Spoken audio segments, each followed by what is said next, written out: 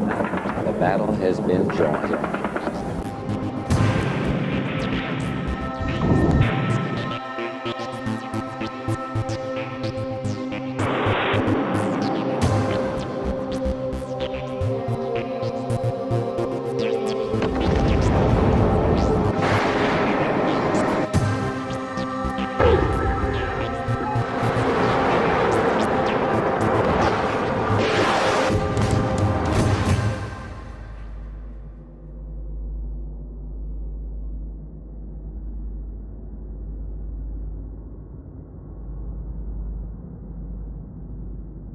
January 15th, 1991, early evening at the White House. President George H.W. Bush reads and signs National Security Directive 54. NSD 54 was the official document from the administrative branch of the U.S. government that made war with Iraq legal under U.S. law. Within its 3 pages were the strategic and main military goals for the comprehensive attack on Iraq that was about to be unleashed.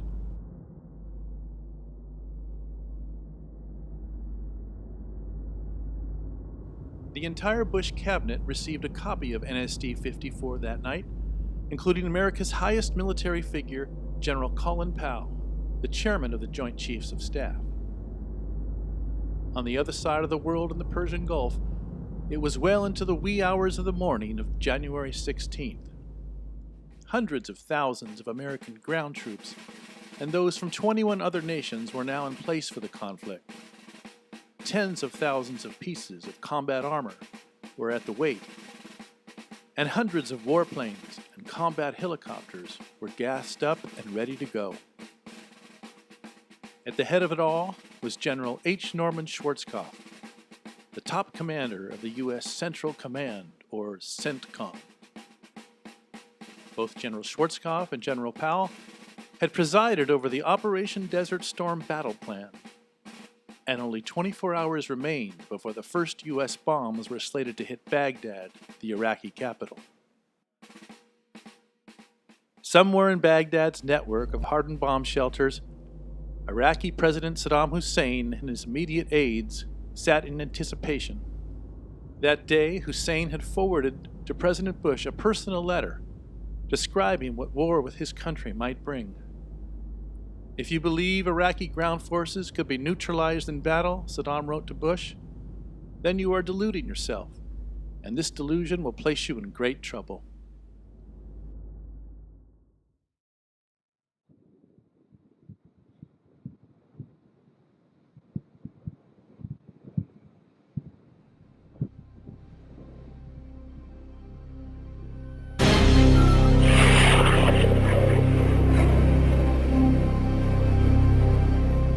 The first weapons to be launched in the Persian Gulf War were Tomahawk cruise missiles from U.S. warships in the Red Sea. Armed with 1,000-pound bombs, the Tomahawks would follow the contours of Saudi Arabia's terrain to Iraqi territory, where they would pick up on mountain ranges and other large ground landmarks to follow their course all the way to Baghdad.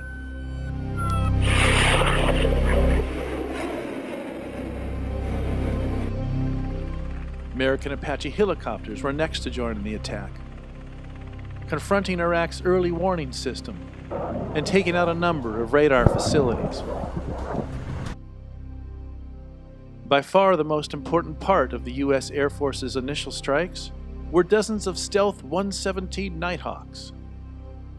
Equipped with advanced targeting equipment and laser-guided bombs, their targets were those key command and control facilities in Baghdad that supported the Iraqi leadership. As put forth by analysts Michael R. Gordon and General Bernard E. Traynor, the air war planners aimed at winning the war by destroying Iraq's governing infrastructure and causing Saddam Hussein's overthrow. Other primary targets that night included the Iraqi Air Force's main control center in Baghdad, Iraq's main telephone exchange, the capital's electrical grid, and Iraq's fleet of Scud missile launchers scattered throughout the country.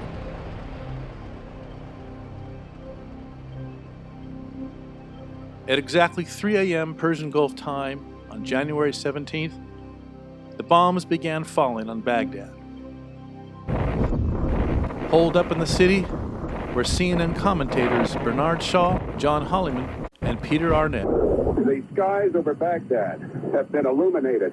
We're seeing bright flashes going off all over the sky. The sky continues to be filled with tracers as the anti-aircraft weapons continue to fire. Another huge, loud burst from the ground. More tracers going up into the air over the city.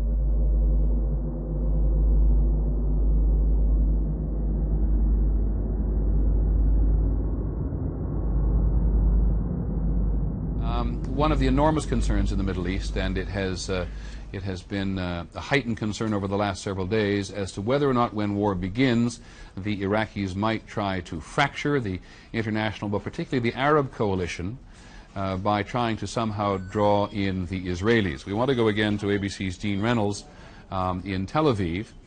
Dean, you have said, and the Israeli military command has been fairly relaxed over the last couple of days about the intervention of Iraq, but is there any sign whatsoever, because we're getting nothing anywhere else, about an Iraqi movement in any way, shape, or form as to what they might have been doing?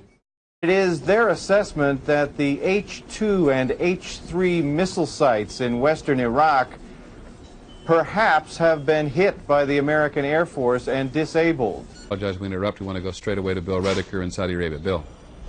Peter, the sirens have been going off again, and we have a report from the Marines. They claim that a Scud missile alert has been launched. That is the only detail we have at this time. We have no further information about where, what direction, and what is threatened. But we have had these sirens going off and these alerts a couple of times tonight. This is the action inside the hotel tonight. There have been a couple of these air warnings where people have headed down to the shelter in the basement of the hotel and put on gas masks. Even though there have been no gas alerts, I should stress at this point. We are a considerable distance from Iraq, but still within that missile range. What I'd like to know is about the missile defense system and the level of confidence that the military has about protecting you, obviously, and the other civilians, because you're quite close to a major civilian center there in Dhahran, but also the military airfields behind you. There are Patriot missile systems ringing this area, and that is, of course, the premier air defense system put up by the Army. It was used in Europe by the NATO forces. It's never been used in combat. It's not combat tested, but there have been several test firings of it. It's proved to be extremely accurate. At exactly 9 p.m. Eastern Standard Time, 2 hours after the bombing started, President Bush addressed the American people from his Oval Office in the White House. Just 2 hours ago, Allied air forces began an attack on military targets in Iraq and Kuwait. These attacks continue as I speak. Ground forces are not engaged. We are determined to knock out Saddam Hussein's nuclear bomb potential. We will also destroy his chemical weapons facilities. Much of Saddam's artillery and tanks will be destroyed. Our operations are designed to best protect the lives of all the coalition forces by targeting Saddam's vast military arsenal. Initial reports from General Schwarzkopf are that our operations are proceeding according to plan. A half hour later, as national anticipation continued to grow about the expected results of the first strikes, Secretary of Defense Dick Cheney and General Powell spoke to reporters regarding the progress. Ladies and gentlemen, I know you all heard the speech a short time ago by the President. And while there is not a great deal we can add now, we did want to be as forthcoming as we can with you. At 7 o'clock tonight, as you all know by now, Eastern Time, 3 o'clock Thursday morning. The two men's strained demeanor and Cheney's repeated facial grimaces suggested that both men were experiencing considerable anxiety that night. And to end his occupation of that country. The operation underway tonight, taking place in the pre-dawn darkness of the Persian Gulf, involves Allied air forces of 4 nations: the United States, the United Kingdom, Saudi Arabia, and Kuwait. The targets being struck tonight are located throughout Iraq and Kuwait.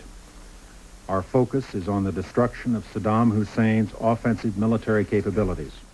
We'd be happy to respond to a few questions. General Powell, can you describe the Iraqi Air Force's resistance, if any, their losses so far, and to what extent do you think that you've already achieved air superiority there? Well, the operation's only 2.5 hours old, so I'm not quite prepared to take on your second question. So far, there has been no air resistance. Can you tell us if there's been any casualties so far? We will, at the appropriate time, be releasing information on casualties. We're not prepared to release any specifics now. I will simply say that the preliminary reports we have received in terms of the success of the operation, and that includes the possibility of casualties, have been very, very encouraging. The operation appears to have gone very well. Is the Iraq response of any kind?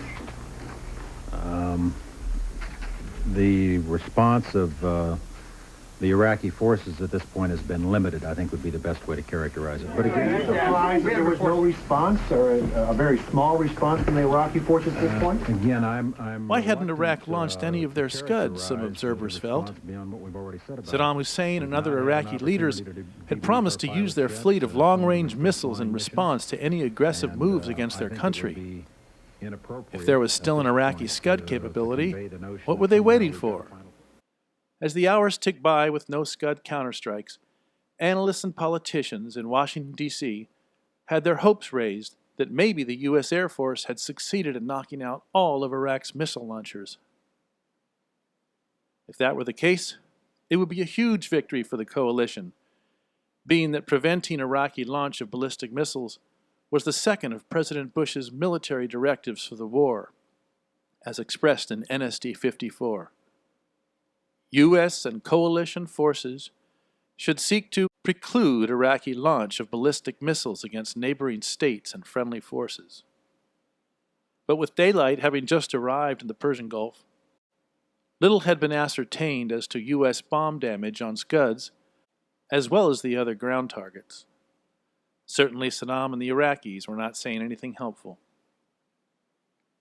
At some point that night, information was passed to the Israeli government that all fixed or stationary Scud launchers in western Iraq had apparently been destroyed. With nothing bad to report about the war, America's media outlets went into action. Morning newspapers were the first to speak.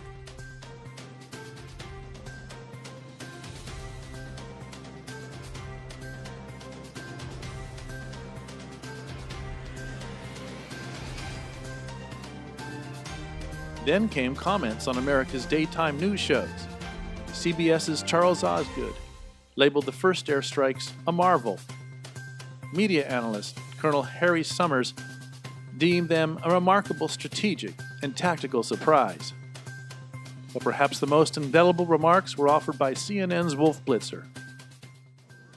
Lou, we're beginning to get more reports about the nature of this massive U.S. air assault on Iraq. CNN has now learned that virtually the entire Iraqi Air Force, in the words of one Pentagon source, has now been decimated. In addition, the U.S. Air Force and the Navy bombers have decimated much of the elite Republican Guard in the northwestern section of Kuwait and in southern Iraq. But what were the actual facts on the ground? Were the Republican Guards, Iraq's best and brightest soldiers, really sitting ducks with many of them thrashed already? Had the Iraqi Air Force truly been decimated and taken out of the war? What about the dozens of sites related to commanding Saddam's vast military machine? Up to this point, no one had offered any real proof of actual damage done to these and other targets. Years after the war, Major Scott Ritter, a Marine intelligence officer serving as advisor to Schwarzkopf, had this to say. I was in General Schwarzkopf's underground command post in Riyadh on the morning of January 17, part of a battle damage assessment team, trying to piece together a snapshot of our military accomplishments that had transpired overnight. I spent hours scanning images of dozens of buildings and structures, looking for the telltale signs of a bomb hit that would signal objective achieved. The F-117 stealth fighters and Navy and Air Force cruise missiles that led the attack either missed their targets, failed to drop their bombs, or ended up destroying buildings that had long ago been emptied of anything of value. For all the planning and preparation that went into the opening attacks of the Gulf War, in the end they accomplished but very little. Of course, none of this information was made known to Americans in the first hours of the war. With success against the Scuds assumed, most were generally convinced that the long-awaited clash with Saddam Hussein had gotten off to a great start.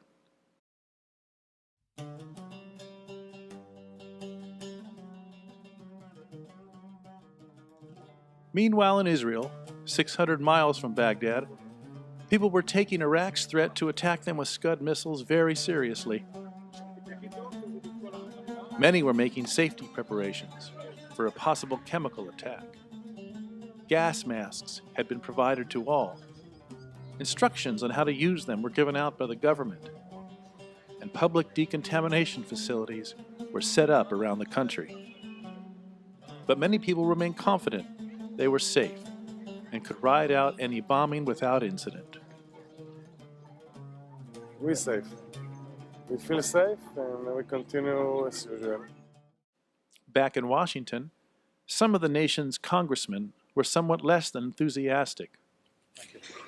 Longtime independent representative Bernie Sanders spoke with a cautious tone about America's new war. Mr. Speaker, we should make no mistake about it. Today is a tragic day for humanity, for the people of Iraq, for the people of the United States, and for the United Nations as an institution. I believe that in the long run, the action unleashed last night will go strongly against our interests in the Middle East. Clearly, the United States and its allies will win this war. But the death and destruction caused will not, in my opinion, soon be forgotten by the Third World in general and by the poor people of the Middle East in particular. I fear very much that what we said yesterday is that war and the enormous destructive power of our armed forces is our preferred manner for dealing with the very complicated and terrible crises in the Middle East. I fear that someday we will regret that decision and that we are in fact laying the groundwork for more and more wars in that region in years to come.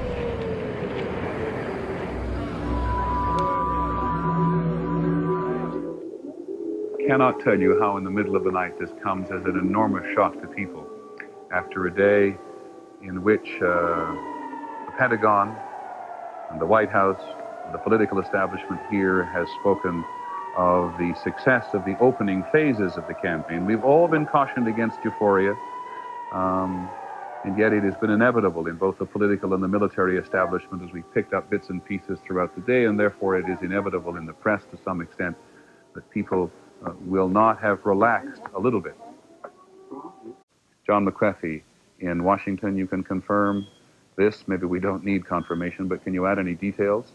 I can't add details, Peter, but I can tell you that the U.S. government is confirming that there has been a missile attack on Tel Aviv. Of course, the implications of that, as Dean Reynolds has already pointed out, are enormous. The implications, as Dean Reynolds talked about, come from the Israelis having said repeatedly in the last days and weeks that if there is an attack on Israel, the Israelis will respond 100-fold. They said it as recently as last weekend. General Trainer, this raises, aside from the political implications which this raises at the moment, widening the war in the Middle East, this raises some instant military problems in that if the Israelis wanted to attack the Iraqis now, the skies over Iraq and Kuwait are full of American aircraft. That's correct. We don't know if there's been any arrangement made on airspace management between the Israelis and the U.S. At least there's been none made publicly. So there is the possibility of a confusion if the Israelis elect to attack. But I have to say that I'm sure that this eventuality was part of the contingency thinking of the American Air Control Authorities. And I think perhaps this is a manageable task. After all, we do have the AWACS operating there and very sophisticated command and control systems governing use of the airspace. So it's not... At least 8 Scud missiles fell on Israel that night. Serious damage was sustained to Tel Aviv and Haifa, 2 of the largest cities in the country. Over 1,500 apartments were damaged and multiple injuries sustained. No dead were reported, however. Israeli Defense Forces immediately sealed off the damaged areas and began checking for traces of chemical arms. None were found. As for the Israeli Air Force, already on high alert, they were ready to attack Iraq on a moment's notice, while Israel's Jericho missiles, which could strike Iraq with conventional or nuclear bombs, were quickly armed and moved out onto their launching pads. Most Americans were shocked by the sudden Scud bombardment. On ABC News Nightline that night, George Will exclaimed to host Ted Koppel, "Ted, I think quite clearly the American people have been set up for a giant mood swing." At the White House, Secretary of Defense Cheney received a pointed call from Moshe Aarons, the Israeli defense minister. Aarons told Cheney he wanted Washington to immediately send Israel the Patriot ground-to-air missiles he had previously rejected. He also pressed Cheney to move U.S. jets out of western Iraq for a time, so to clear airspace for Israeli warplanes to go after the Scuds directly. Cheney agreed to the first request, but not the second, as he and the White House were loath to have Israel's Air Force join in the attack on Iraq. Such a move would seriously jeopardize the fragile coalition President Bush had built with many Arab states fighting on the coalition side. What Cheney also told Aarons was that General Schwarzkopf would order more combat flights or sorties over western Iraq, where Saddam's men were launching the Scuds at Israel. After telephoning Israel's Prime Minister Shamir, President Bush went to the Pentagon for the latest on what both Iraq and Israel were up to.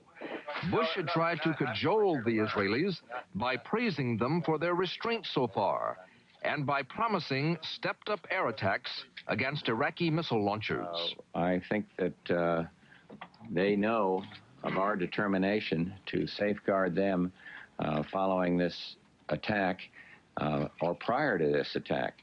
And we are going to be redoubling our efforts in the darndest search and destroy effort that's ever been undertaken in that out in that area, and I hope that that is very reassuring to the citizens of Israel. But the president admitted he could not yet guarantee total success to Prime Minister Shamir. Well, the problem, John, on that is we can tell him with confidence what we've done in terms of some of the missile sites, but not all, because you're dealing with mobile missiles that can be hidden. Early the next day in Riyadh, Saudi Arabia, after a worried Washington had went to bed, General Schwarzkopf and his CENTCOM staff gave their first official report to the press about the conduct of the war. They claimed destruction of at least 6 mobile missile launchers. As another armada of coalition planes and pilots were gearing up for more attacks, the number of aircraft slated to attack Scud sites in western Iraq had not been raised appreciably, as the White House had all but demanded. When news of this lapse got to Dick Cheney, he exploded. "God damn it, I want some coverage out there," Cheney exclaimed. "If I have to talk to Schwarzkopf, I'll do it. As long as I am the Secretary of Defense, the Defense Department will do as I tell them. The number one priority is to keep Israel out of the war," Cheney blared. Israel was spared any Scud attacks during the night of the 18th, though there were several air raid alarms. But at 7:30 the next morning, 2 Iraqi missiles hit Tel Aviv, the first of 4 that day. Dick Cheney was soon on the phone with Moshe Aarons again, pleading for restraint. He promised to give Israel real-time warning of any Scud launches detected by U.S. satellites. The following day, Saddam Hussein weighed in on the war for the first time, saying he had only used a fraction of his forces against the coalition so far. When the deaths and dead mount on them, Hussein predicted, they will leave. In Riyadh, General Schwarzkopf and his staff gave out more uncorroborated statistics on the Scud hunt. But there was no doubt the general was dead set on stopping Iraq's deadly salvos. To increase his chances of success, about 30 commandos from Britain's Special Air Service Team were dropped into western Iraq by helicopter. Despite their best efforts, however, the SAS team would spend the next several weeks engaging in a fruitless hunt to locate Iraq's mobile Scud launchers and radio in for a strike before the Scuds were on the move again. On January 20th in Saudi Arabia, 3 missiles made it past the Patriots and rained down on civilian areas. About the 3rd set of strikes, members of Congress chimed in. "We were led to believe that they were eliminated on the first day," observed California Representative George Miller. So the repeated Scud attacks provide the most visible indication of a mismatch between information from the Pentagon and reality. The next day, 1 Scud hit Israel and 3 more Scuds hit the Desert Kingdom. None were apparently intercepted by Patriots.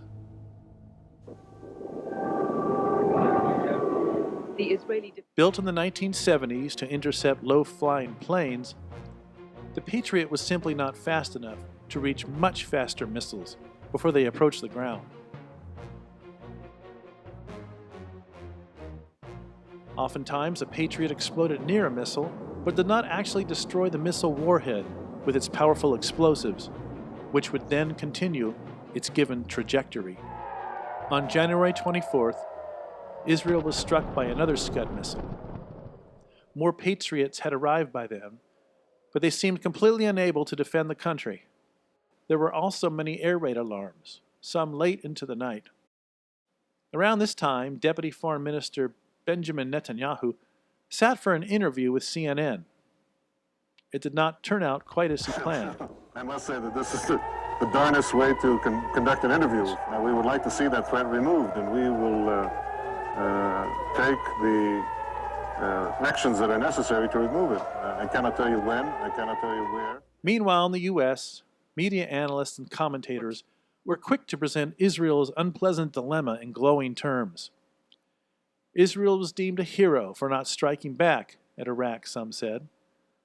Saddam, they theorized, was purposely attacking the Jewish state in a desperate attempt to break up the coalition and turn the war into an Arab-Israeli conflagration, though he had never stated as such. The New York Times peddled this interpretation, saying that Israel was now basking in warm praise from Washington for its sacrifice and restraint. Columnist William Safire added that Israel had dealt Baghdad a devastating blow by not counterattacking. But these were convoluted explanations that overstepped the painful truth. Israel was under sustained attack from an Arab enemy. With each successive blow, their hard-won deterrent posture vis-a-vis Iraq was degraded. And now, because of political pressure from their chief ally and supporter, they were prevented from either retaliating or trying to eliminate the threat, leaving Saddam and the Iraqis free to attack wherever and whenever they wanted. But these were no unjustified attacks, as many claimed, but reprisals for a long series of aggressive actions against Iraq by Israel. This included Tel Aviv's armed assistance to rebellious Iraqi Kurds going back as far as the 1960s, the bombing of Iraq's nuclear power complex in 1981, and military shipments to Iran during the Iran-Iraq War. There was also the Mossad's efforts to push the U.S. to go after Iraq soon after the Iran-Iraq War ended. In early 1989, noted former Mossad agent Viktor Ostrovsky, the Mossad was busy portraying Saddam as a tyrant and a danger to the world. The Mossad activated every asset it had in every place possible, from volunteer agents and Amnesty International to fully bought members of the U.S. Congress, Ostrovsky said. The Mossad leaders knew that if they could make Saddam appear bad enough and a threat to the Gulf oil supply of which he'd been the protector up to that point, then the United States and its allies would not let him get away with anything, but would all but eliminate his army and his weapons programs. By this time, up to 40% of all coalition air missions involved Scud hunting. Some days, close to 200 planes were designated to find and destroy the launchers or other Scud-related targets. But the missiles kept coming. On January 25th, 8 more Scuds hit Israel. A direct hit that utterly destroyed several houses in a prosperous residential district of Tel Aviv. This morning, dazed residents picked over what remains of their homes. Property was wrecked at a number of locations across the city. The attack came just as many Israelis were celebrating the Jewish Sabbath. The scale of the damage will undoubtedly raise questions about the effectiveness of the Patriot missiles, which many saw as their best defense against the Iraqi Scuds. And there's bound to be renewed public pressure for Israel to retaliate. 2 Scuds hit Tel Aviv and Haifa early this morning, killing 1 man and injuring more than 60 people. And Saudi Arabian cities were again targeted. 2 missiles fired at Dhahran were shot down. 2 fired at the capital, Riyadh, have claimed the first fatality there. Just in from the BBC's breakfast programme, these reports from Carol Walker in Tel Aviv and Ben Brown in Riyadh. The first Iraqi missile seems to have been easily intercepted. But the second Scud got through, and it was chased across the sky by an American Patriot, which appears to have caught up with it only at the last moment, and too late. Today, this is all that's left of the office building that was hit. According to the authorities here, 1 Saudi Arabian was killed and 30 other people injured. 19 of them were Saudis, 5 Egyptians, 2 Jordanians, 3 people from Bangladesh, and a Sudanese woman. Everyone here in the capital had come to rely on Riyadh's Patriot missile defenses, which until now had an excellent record of success. After this attack, though, many people here are talking about leaving the city as soon as possible. Riyadh's Patriot defenses are elaborate and highly sophisticated. Normally, computers track the Scuds and lock onto them. Today, though, American Central Command here will be investigating what went wrong. On January 25th, 8 more Scuds hit Israel. The next day, 4 more missiles fell. "It's unbearable," said one Israeli citizen. "We can't just sit here like this." On January 28th, CNN's Peter Arnett sat down with Saddam Hussein in Baghdad to discuss the war, and the devastating Scud strikes on Israel were specifically addressed. You have been launching missile attacks against Israel, and are you disappointed that Israel has not responded with its own forces and thereby actually got involved in this war? هي كل القوى الآن اللي تهجم على بغداد هي إسرائيلية. شنو مصلحتك أنت الأمريكي تهجم على بغداد؟ الأمم الصهيونية التي لعبت في أروقة البيت الأبيض اللي دفعت جيشك إلى مثل هذا الموقف.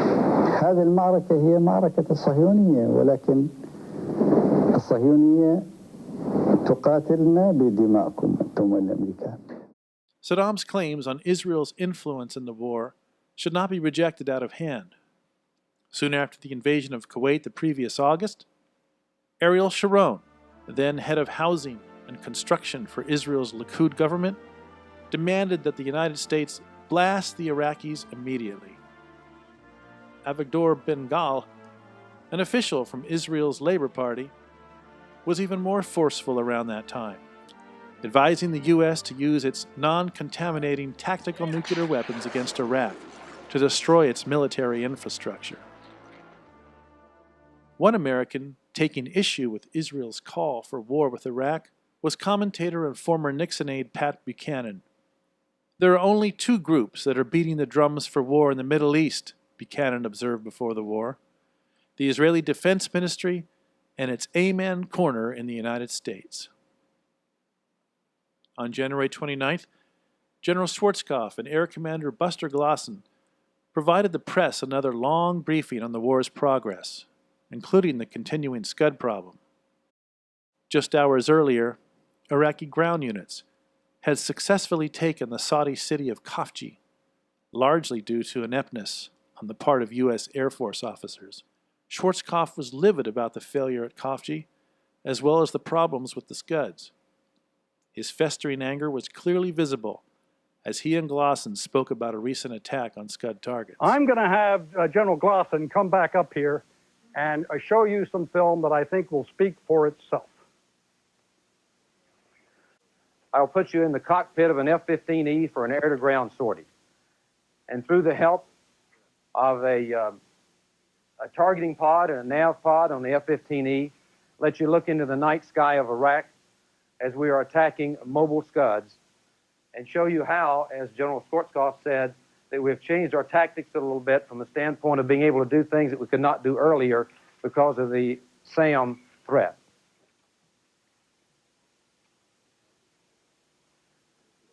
White indicates hot.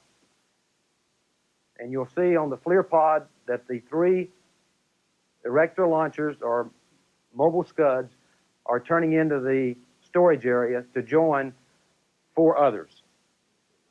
And then when you notice black indicates cold, and you'll see these get darker as this film goes on. And now the pilot is maneuvering to drop laser-guided bombs on this target. There are a total of 11 vehicles in this area, and all of these are already loaded with Scud missiles. As you can see, these have already been fired. And now we will show you a slow motion so you can actually see the bombs impacting. Notice the bombs come through, impact, watch this one roll.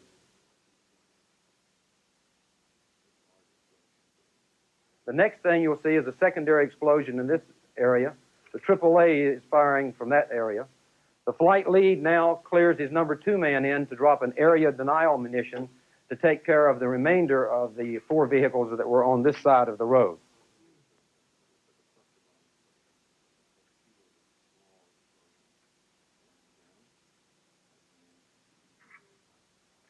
Thanks, Buster. A little bit of argument going on in the community as to how much damage we did in this film. The minimum damage we did on the 11 vehicles has been confirmed. We have knocked out at least 3 mobile erector launchers, 4 Scud missiles on Scud servicing vehicles, and 3 more Scud servicing vehicles.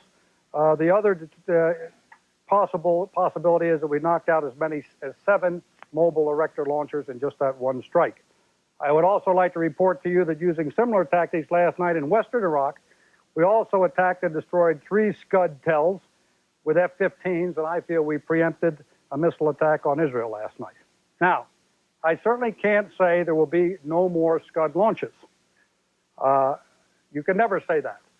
But I have a high degree of confidence that we're getting better and better at our ability to find them, and I think this tape speaks for itself in our ability to find them and destroy them, and I assure you we're going to continue to pursue those launchers. One last announcement. Today, we went over 500,000 troops in the theater. Let me just finish up by giving you a very brief closing assessment. By every measure, our campaign plan is very much on schedule. Now, there's no way that I'm suggesting that the Iraqi army is close to capitulation and going to give up. I think their actions last night have proven that to all of us. But I'm quite confident that the direction we're heading in is going to lead to exactly the outcome that we all want to see. About an hour after viewing the televised briefing, Colin Powell called from Washington and explained that an intelligence analyst had identified the exploding ground targets not as Scud vehicles, but as Jordanian fuel trucks pulled up at a rest stop. Not Scuds? Jesus, screamed Schwarzkopf on the phone. You think it's easy being over here, undercut by a bunch of Washington chair warmers? By God, those certainly were Scuds, he protested. That analyst doesn't know what he's talking about. He's just not as good as the others. I can't put up much more with this crap, going on television and having you guys second-guess me, Schwarzkopf exclaimed. But the burly general was flat wrong. The trucks were probably that of Jordanian oil smugglers.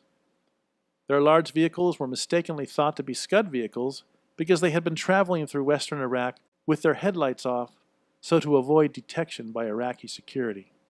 الرجاء الانتباه. لقد أطلق الدفاع المدني بالمنطقة الشرقية صفارة إنذار. The worst Scud attack of the war occurred on February 25th, the same night as the Iraqis began their withdrawal from Kuwait. Civil defense in the eastern province has sounded the danger alarm siren. Please proceed as follows. No, I'm serious. The Put on your motherfucker gas just went mask. off. Stay in a safe place. It didn't hit. Stay tuned to Channel 3 television or to 91.4 or 101.4. Iraqi troops fired a Scud missile towards a coalition base in Dhahran, Saudi Arabia.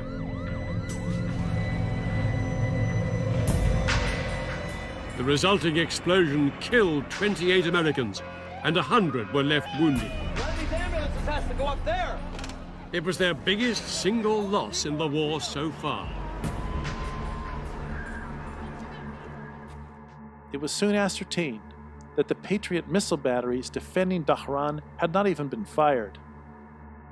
A CENTCOM review of the strikes later had shown that the missile operators had left the batteries on too long without a break, creating computer glitches that prevented the system from even knowing a Scud was en route.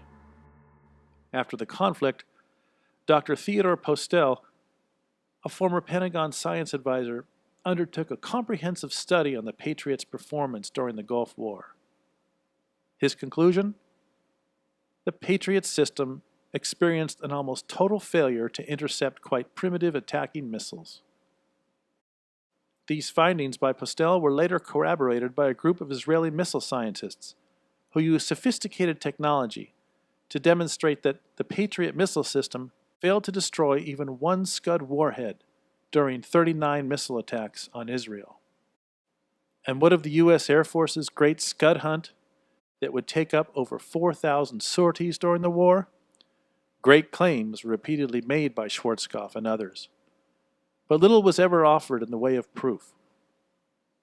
Then in March 1991, 1 month after the war, a classified memorandum from the Defense Intelligence Agency put forth a sobering assessment. In spite of over 100 claims of destroyed short-range ballistic mobile launchers, national intelligence resources could not definitively confirm any of the kills. An even more damning assessment came from the head of the Israeli Air Force about a year after the war. No proof exists that the U.S. destroyed a single Iraqi missile launcher during the Persian Gulf War. The Americans thought that they could solve the Scud problem in 6 hours, and they didn't manage to do it even after 6 weeks.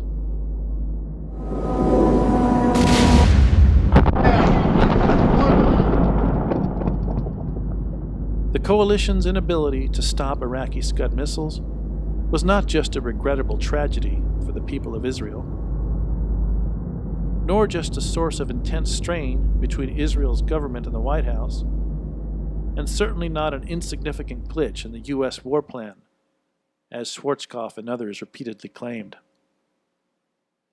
Iraq's ability to hit Israel as well as Saudi Arabia with over 80 missiles throughout the war stood as a clear failure of CENTCOM to achieve one of President Bush's primary military goals as spelled out in National Security Directive 54. U.S. and coalition forces should seek to preclude Iraqi launch of ballistic missiles against neighboring states and friendly forces. It would not be the only official war directive left unachieved.